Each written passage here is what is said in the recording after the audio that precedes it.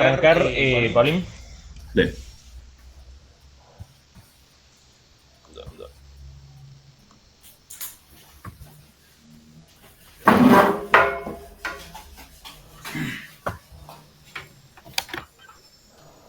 Ahí se ve, ¿no? Perfecto. Bueno, buen día para todos. Yo soy el fellow de primer año de emergentología y junto con el staff, el doctor Germán César, vamos a hablar dentro de lo que es módulo cardiovascular sobre síndrome coronario agudo. Y ahora voy a presentar sobre evaluación y gestión de IAMCES, o sea, infarto agudo miocardio con elevación del segmento ST en emergencia. Bueno, rápidamente, es una emergencia médica que requiere evaluación y diagnóstico rápido, ¿sí? Ante todo paciente que se presente con dolor en el pecho o malestar, disnea, arritmias, paro o síncope, y también síntomas atípicos de malestar, debilidad y dolor de espalda, lo que, digamos, esté indicado en los primeros 10 minutos es hacer un electrocardiograma, una evaluación, un examen físico detallado y antecedentes del paciente, o sea, la historia clínica. Lo que vamos a preguntar principalmente son con respecto al cuadro de dolor, sobre el inicio, qué lo provocó, con qué se alivió, la calidad del dolor, si es un dolor opresivo, que es bueno, un dolor que orienta más a algo cardiológico, pero también si puede ser urente, si es lancinante, si es quemante, si lo puede señalar, digamos, con la punta de un dedo o si es un dolor más amplio, ¿sí? Si el dolor, por ejemplo, que es retroesternal o del, precordial, con irradiación a la cara interna del brazo izquierdo, al cuello o a la mandíbula, bueno, es un dolor más de características anginosas, pero no siempre se tiene, digamos, esta presentación que es típica. Entonces, lo ideal sería preguntar bien al detalle que digamos, todo esto con respecto al dolor. O sea, básicamente la mnemotecnia alicia. Eh, el dolor que inicia o se presenta o se desencadena con el esfuerzo, o un dolor que el paciente previamente lo tenía, que puede ser que ya lo conozca de antemano, pero que bueno, que ahora aparezca con esfuerzos más leves. Eh, la indicación de los 10 minutos de que tenemos que hacer el electrocardiograma, los antecedentes, el examen físico y hacer un detalle de toda la historia clínica rápida es porque se vio que en los pacientes que tienen un IAMCEST, el tratamiento en las primeras 2 horas, digamos, es beneficioso, o sea, el beneficio absoluto se obtiene, es mayor cuando uno lo hace a la reperfusión, digamos, dentro de las primeras 2 horas y después ese beneficio cae. eh, Después de las 3 horas ya no se observa ningún beneficio. Bien, rápidamente vamos a hablar de los patrones que se pueden ver en el electrocardiograma, ¿sí? Para el infarto agudo con elevación del supra-ST se define como una nueva elevación del ST en el punto J, o sea, en la unión entre el QRS y el principio del segmento ST, en 2 o más derivaciones continuas. Y esto de forma arbitraria se definió como que tiene que ser igual o mayor a 2,5 en nombres menores de 40, igual o mayor a 2 en nombres igual o mayor a 40, igual o mayor a 1,5 milímetros en mujeres de cualquier edad, en B2, B3, y o mayor a 1 milímetro en otras derivaciones, ¿sí? Y esto descartando que haya hipertrofia ventricular izquierda o un bloqueo de rama izquierda. Bien. Para el IAM con elevación del supra-ST posterior, los criterios de electrocardiográficos son una depresión del ST en derivaciones precordiales de B1 a B3 y una elevación concomitante del segmento ST mayor, igual o mayor a 0,5 milímetros en B7 y B9, o sea, en dorsales. Para el infarto que involucra la arteria circunfleja izquierda, que es una rama de la coronaria izquierda que irriga la cara posterior del corazón entre la aurícula y el ventrículo izquierdo, y el infarto del ventrículo derecho. Para la circunfleja, elevación del ST en derivación B7 y B9, y para el ventrículo derecho vamos a usar las derivaciones derechas, B3R y B4R.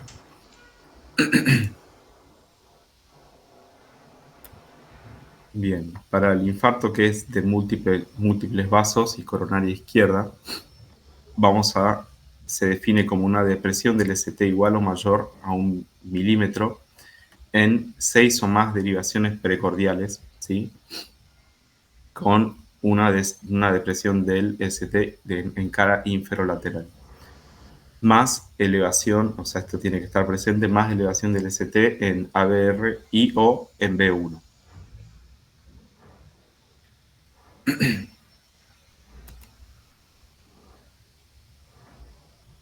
Para el IAM que se presenta en un paciente que tiene un antecedente de bloqueo rama izquierda, o puede ser un bloqueo rama izquierda nuevo. Bueno, a veces es dificultoso porque la mayoría de los infartos ocurren en el ventrículo izquierdo. Entonces, como el bloqueo rama izquierda puede, digamos, enmascarar el patrón, se definieron los criterios de Garbosa para, que es un sistema de puntuación para darle mayor sensibilidad al electrocardiograma y definir el infarto. El criterio 1 se define como elevación del ST igual o mayor a 1 milímetro, ¿sí? Y concordancia con el complejo QRS. ¿Qué significa esto? Si tenemos un QRS que es positivo y la elevación del segmento ST también es positiva, a eso se define como concordancia, eso suma 5 puntos. El otro criterio es depresión del segmento ST igual o mayor a 1 milímetro en las derivaciones B1, B2 a B3. Esto da 3 puntos. Y el tercer criterio, y después hay un tercer criterio modificado, el tercer criterio es elevación del segmento ST igual o mayor a 5 milímetros y discordancia, o sea, un complejo QRS negativo, y discordancia con el complejo QRS. Eso nos da 2 puntos. Bien, el tercer criterio de Garbosa modificado básicamente se definió porque algunos criterios como el tercero que está acá no era muy preciso en cuanto a, digamos, a qué discordancia tenía que haber con respecto a la onda S del QRS negativo, digamos, de la deflexión negativa. Entonces, para definirlo mejor, se creó el tercer criterio de Garbosa modificado, que básicamente lo que toma es la elevación del ST dividido en la amplitud de la onda S, ¿sí? O sea, la deflexión negativa, y no debería ser, esta diferencia no debería ser mayor al 25%. Cuando lo supera, se considera como positivo, ¿sí? O sea, cuando el ST es mayor al 0,25% de la amplitud de la onda S. No sé si se entendió, pero es más o menos eso. Bien. Bueno, ante un paciente que se presentó con la clínica con un electrocardiograma con uno de los patrones de IAMCES, o sea, con elevación del complejo ST. Bueno, es una urgencia médica. Lo que se va a priorizar siempre, si el centro tiene disponibilidad de reperfusión, es la angioplastía, ¿sí? Primaria. Lo ideal sería, y está indicado, dentro de los 120 minutos. O un paciente puede pasar que ya se presente, por ejemplo, con un supra-ST y digamos, clínicamente con un shock cardiogénico. Es una urgencia. Lo ideal sería dentro de los 120 minutos, ¿sí? Y el objetivo en realidad es antes de los 90 minutos, desde que ingresa, debería estar, digamos, haciéndose el procedimiento. Cuando la presentación es más tardía, más de 12 horas, ¿sí? Los fibrinolíticos están contraindicados, ¿sí? Si no se detecta que haya isquemia en curso, la angioplastía puede hacerse de manera no urgente, pero idealmente dentro de las 24 horas. Cuando hay una presentación tardía de síntomas mayor a 12 horas, cuando no hay cuando el paciente se presenta antes de las 12, ¿sí? Y no hay contraindicaciones de la fibrinólisis, el tratamiento fibrinolítico debería iniciarse a los 30 minutos, ¿sí? ¿Cómo se va a evaluar clínicamente si esto fue exitoso? Bueno, si mejora el patrón del electrocardiograma, si clínicamente el paciente resuelve los síntomas o mejoría hemodinámica. Cuando hay contraindicación, cuando el paciente se presenta con más de 12 horas, una presentación tardía, y hay contraindicación de fibrinólisis, digamos, se tiene que priorizar la angioplastía urgente, ¿sí? Idealmente debería hacerse, digamos, ese paciente se debería derivar. Bueno, en nuestro caso, nosotros en el hospital tenemos posibilidad de hacer todo el tratamiento y son los pacientes, la mayoría van a ir a angioplastía primaria dentro de los 120 minutos.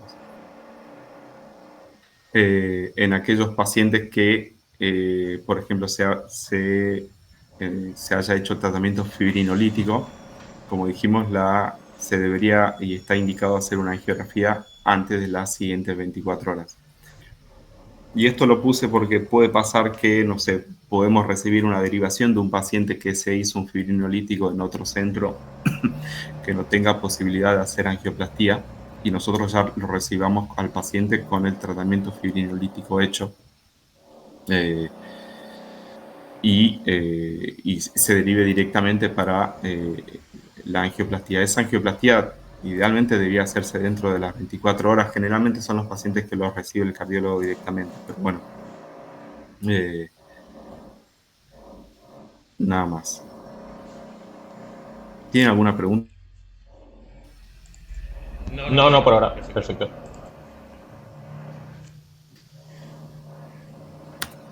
Bueno, Una sola pregunta. sí, Si vos la hemodinamia la tenés disponible y no tenés contraindicación igualmente para fibrinolíticos, ¿el tratamiento de elección sería la hemodinamia sí, igualmente siempre, o siempre, siempre? siempre hemodinamia. Perdón. En caso de esto de no tener hemodinamia y no tener contraindicaciones para fibrinolíticos, en menos de 12 horas utilizás el fibrinolítico. Esa sería Exacto. la idea. Exacto. Lo que primero hay que hacer es justamente por eso seleccionar cuál es la terapia, qué estrategia de reperfusión se va a plantear con el paciente. Si se puede y el centro tiene disponible, lo ideal es hacer la angioplastía primaria. Perfecto. Bueno, hay casos donde no se pueda. Por ejemplo, una vez nos pasó que ya había un paciente en hemodinamia y había un paciente en la guardia y los cardiólogos, bueno, iniciaron fibrinolítico en la guardia porque se había Sí, demorado mucho.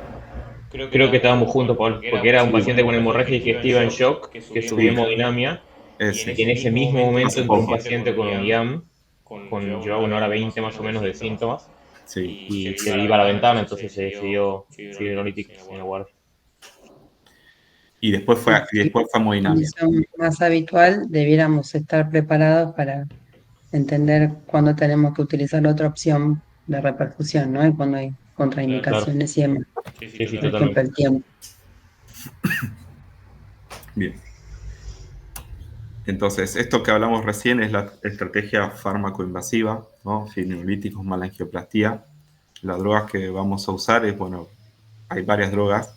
pero generalmente podemos usar el RTPA, se usa en dosis de 2 bolos de 10 unidades separados cada 30 minutos, ¿sí? Y obviamente las contraindicaciones absolutas es un poco similar a lo que es para el stroke, ¿no? Es el antecedente de cualquier sangrado intracraneal, un TEC severo en los últimos 3 meses. TEC severo se define como con un Glasgow menor a 8, ¿no? Hemorragia gastrointestinal en el último mes, un ACV isquémico en los últimos 3 meses, y dice, excepto ACV isquémico con menos de 3 horas de evolución, porque en ese caso se hace el tratamiento, se puede hacer un tratamiento, digamos, es poco frecuente, pero está descrito, ACV isquémico e infarto agudo también, y se puede hacer el tratamiento fibrinolítico para las dos, ¿sí? Malformación vascular cerebral por riesgo de sangrado, tumor cerebral, sangrado activo o coagulopatía, embarazo, retinopatía diabética hemorrágica. Y después contraindicaciones relativas, que son varias, pero son relativas y no, digamos, no contraindican el tratamiento. Se evaluará en ese momento riesgo-beneficio, ¿sí? Bien. Mechi está preguntando. A ver, no puedo ver. Vos lo No, podés. yo lo que quería preguntar es por lo que dijeron recién de un paciente, no conozco el caso, pero era un paciente con hemorragia digestiva que se estaba infartando y le pasaron fibrinolíticos teniendo una hemorragia intestinal, una hemorragia digestiva No, activa. llegaron dos pacientes juntos. Este paciente de la hemorragia llegó 15 minutos antes que el infarto. Okay. Y llegó chocado con un sangrado activo y fue a angiotomo y después fue a hemodinamia porque había que Embolizar. embolizarlo. O sea, se activó el equipo de gastro. Listo. Ahí entendí. Y al parecer hay un solo, que yo no sabía, hay un solo lugar donde pueden hacer hemodinamia físicamente. Entonces este paciente había ocupado el lugar y el cardiológico quedó en la guardia. Entiendo. Listo. Gracias. No. Yo hago una consulta teórica, quizás no nos involucre tanto, pero si el paciente está en shock con un IAM con supra, ¿se revasculariza todo o solo un vaso? ¿Se revasculariza todo o solo un vaso? El vaso culpable. Claro. Tal cual. El culprit shock que randomizó a enfermos con IAM con supra y con shock cardiogénico, lo randomiza a una rama de revascularización total si tiene lesiones angiopastiables o revascularización solo del vaso culpable y después en un segundo tiempo. Claro, y el beneficio en la mortalidad fue siempre en la rama de solo el vaso culpable y después por etapas, una vez que sale del shock, recién se revasculariza el resto. Sí, porque puede pasar que cuando ingrese a hemodinamia se detecten múltiples lesiones, pero sí, la que se trata es la que está generando, digamos, el problema en ese momento. Sí. Después las otras se hace, digamos, en otra instancia, pero sí. Fuera el culprit, ¿no? Lo discutimos. Sí, el culprit shock se llama. Bien. ¿Tienen alguna pregunta hasta acá? Es un poco breve. Entonces, paciente se presenta con síndrome coronario agudo, detectamos en el electrocardiograma que está cursando con una elevación del supra-CT, de acuerdo a los patrones que vimos, vamos a tratar de identificar qué región es la que está afectada. Idealmente el electrocardiograma y todo el examen físico con la historia clínica se tiene que hacer antes de los 10 minutos. Si el electrocardiograma no es diagnóstico, nosotros sospechamos que el paciente pueda estar cursando con un síndrome coronario agudo. Bueno, son estos pacientes que ingresan a UDP, ¿no? Está indicado de repetir el electrocardiograma cada 10 a 15 minutos para detectar si hay cambios. En todo momento vamos a priorizar el ABC, o sea, la vía aérea, la respiración y el estado circulatorio del paciente, con acceso venoso y monitorización del electrocardiograma y TEA. Y tratar de identificar situaciones que comprometan la vida en ese momento, como obviamente shock, insuficiencia cardíaca descompensada, otras causas como disección aórtica y coagulopatía o trombocitopenia, más que nada por si después tiene alguna contraindicación para algún tratamiento de reperfusión. Entonces vamos a definir la estrategia de reperfusión, ¿sí? Que ya dijimos que si el centro lo tiene disponible, vamos a priorizar la angioplastía, ¿sí? Vamos a administrarle aspirina, 300 miligramos, decirle que mastique y que trague. Los nitritos, que es el tratamiento para el dolor, se puede comenzar con 2,5 de dinitrato de isosorbide, o 5, y repetir a los 5 minutos hasta 3 dosis. Tener en cuenta que, bueno, si no resuelve, se puedan comenzar NTG en infusión, y tener en cuenta que no se puede o no se debería pasar cuando el paciente está hipotenso, con una sistólica menor de 90, con estado bradicárdico menor a 50, cuando se sospecha un YAM del ventrículo derecho, porque afecta la precarga, cuando usó inhibidores de fosfodiesterasa en las últimas 24 horas. Se administra a través de VIC, 10 a 20 microgramos por minuto, y se aumenta 5 a 10 microgramos por minuto cada 5 a 10 minutos. Y hay que controlar que la tensión arterial sistólica se mantenga por arriba de 90 con una frecuencia por menos de 110. Con respecto a la oxigenoterapia, solamente está indicado administrarla si la saturación es por debajo de 90% al aire ambiente. Y con respecto a los opioides, para el tratamiento del dolor se usa morfina, 4 a 8 miligramos, seguida de 2 a 8 miligramos endovenoso cada 5 a 15 minutos. También se puede administrar el prazolam 0,5 cada 12 horas. Diagnósticos diferenciales de un paciente que se pueda presentar con esta clínica y tener cambios en el electrocardiograma, bueno, son muchos y hay muchos más. Los menciono. Síndromes de preexcitación, miocardiopatía dilatada, bloqueo de rama izquierdo, o ritmo de marcapasos, bloqueos fasciculares, signos o hipertrofia ventricular izquierda y derecha, miocarditis aguda, edema pulmonar agudo o hiperpotasemia. Continuamente vamos a tener un control de la TA con electrocardiograma, saturación.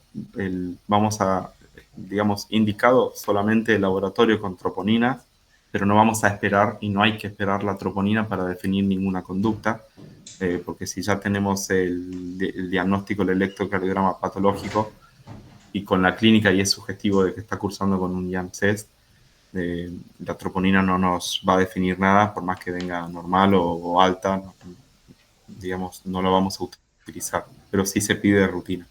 Y una radiografía de tórax para descartar en realidad otras causas que puedan presentarse en un paciente con dolor de pecho.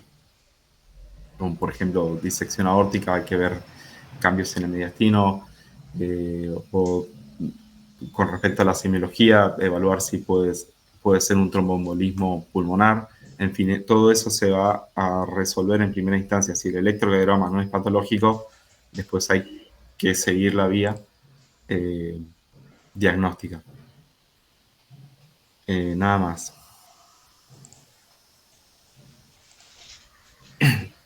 Fabuloso, vale. Muy bueno. ¿Tienen alguna pregunta? ¿El resto?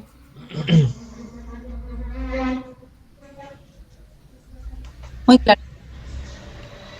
Es solo supra ST, no porque no puse otras cosas porque después se hacía muy largo con Tampoco diferenciales. nos pagaron tanto, Pablo, no vamos a dar otra cosa. No, pero sí, hay mucho más para hablar, digamos. Sí, la idea era solamente relacionar nuestro trabajo y un poco lo que hacemos nosotros en guardia, y no profundizar tanto en temas que por ahí no nos compete.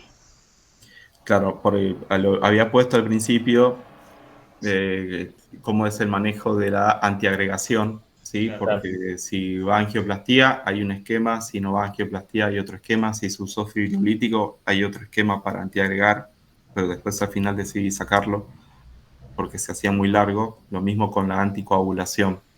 Total. Decidí sacarlo porque no es lo que lo vamos a hacer en primera instancia en la guardia, pero se podría dar.